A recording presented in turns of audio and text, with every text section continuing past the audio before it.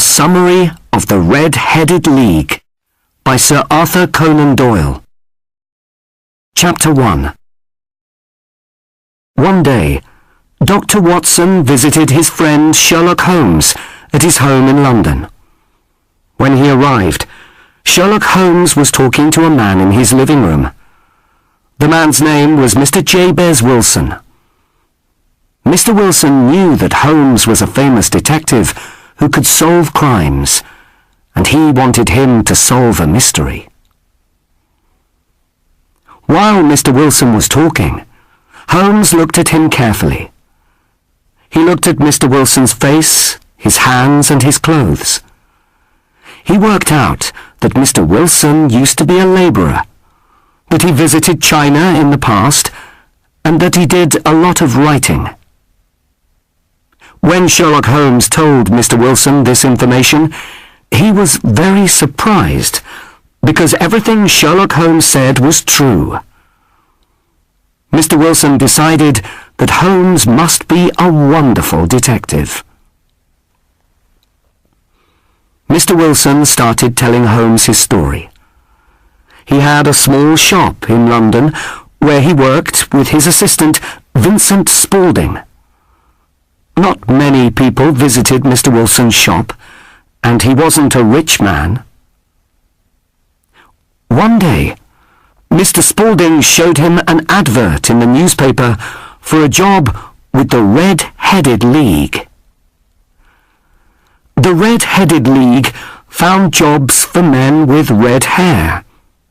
Mr. Spaulding wanted Mr. Wilson to ask about the job because Mr. Wilson had red hair and the job was only a few hours a week. The money could really help Mr. Wilson and his small shop. That afternoon, Mr. Spaulding took Mr. Wilson to the Red-Headed League. There were a lot of men waiting outside the office, and they all had red hair.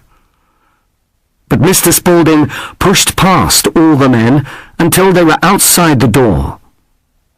They went inside and met the manager, Mr. Duncan Ross, who told them about the job. The person who got the job would have to come to the office every day between 10 and 2 o'clock. He wouldn't be able to leave the office during this time. While he was in the office, he would have to copy all the information from a large encyclopedia into a book. The pay was £4 a week. This was a lot of money. Mr. Ross told Mr. Wilson that if he could start work the next day, he could have the job. Mr. Wilson was very surprised, but quickly said yes.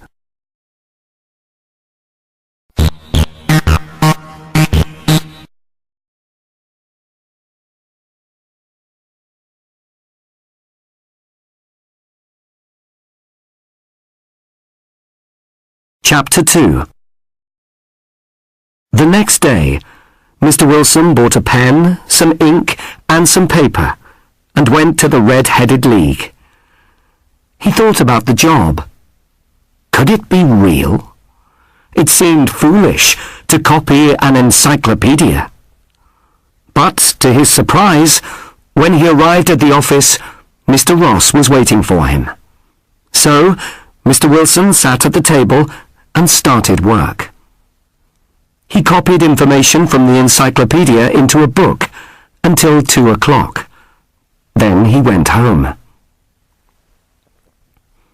Mr. Wilson went to the office every day, and at the end of the week he received his pay of £4. The work was easy, and he was very content.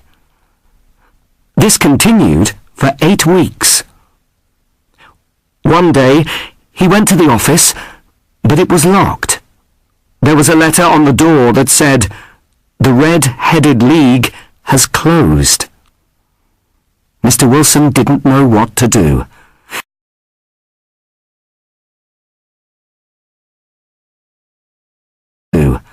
He asked the landlord why the office was closed, but the landlord said that he didn't know.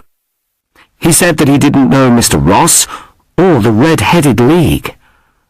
It was a mystery, and Mr. Wilson wanted Sherlock Holmes to solve it. Holmes asked Mr. Wilson some questions about his assistant, Mr. Spaulding. After Mr. Wilson left, Holmes asked Dr. Watson to go to a violin concert with him that evening. On the way, they could go past Mr. Wilson's shop. When they arrived, Holmes walked up to the shop and hit the ground with his walking stick 3 or 4 times. Dr. Watson thought this was very unusual.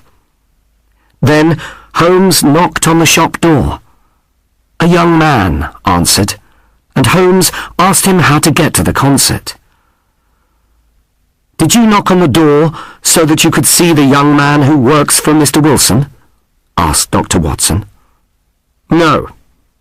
I didn't want to see the man. I wanted to see the knees of his trousers," replied Holmes. Dr. Watson thought that was a very unusual answer. He didn't understand. But Holmes didn't explain. He was looking carefully at the different houses and shops behind Mr. Wilson's shop. There was a newspaper shop, a bank, and a restaurant. Then it was time to go to the concert, so the 2 men left.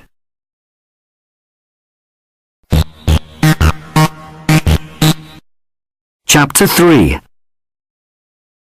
After the violin concert, Sherlock Holmes told Dr. Watson that he had to see someone before he went home. "There is going to be a crime tonight, Watson," explained Holmes, "and it might be dangerous. Meet me at 221B Baker Street at 10 o'clock. Dr. Watson arrived at Baker Street that evening. Holmes was talking to Peter Jones, who was the most important policeman in London, and a man called Mr. Merryweather. Holmes explained to Watson that they hoped to catch a famous thief called John Clay that night. The 4 men got into 2 taxis.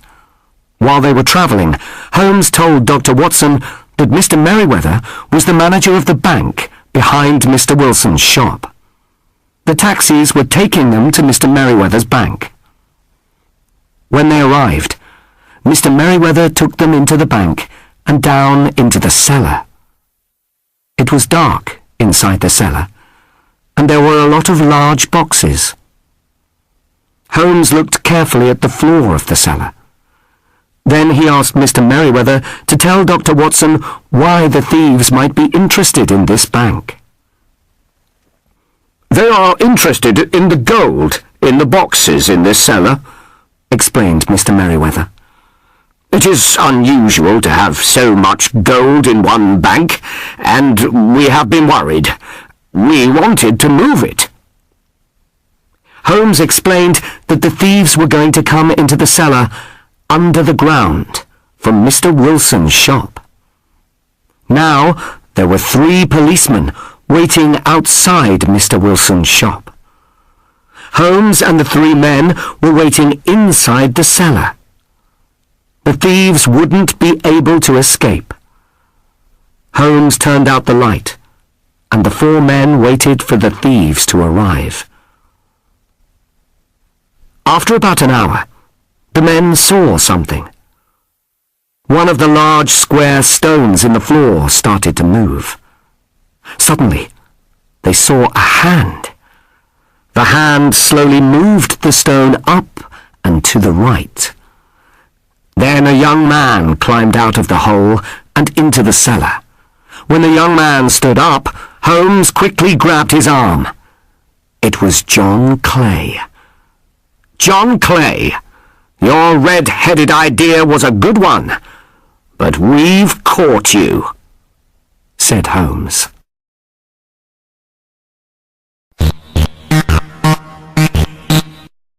Chapter 4.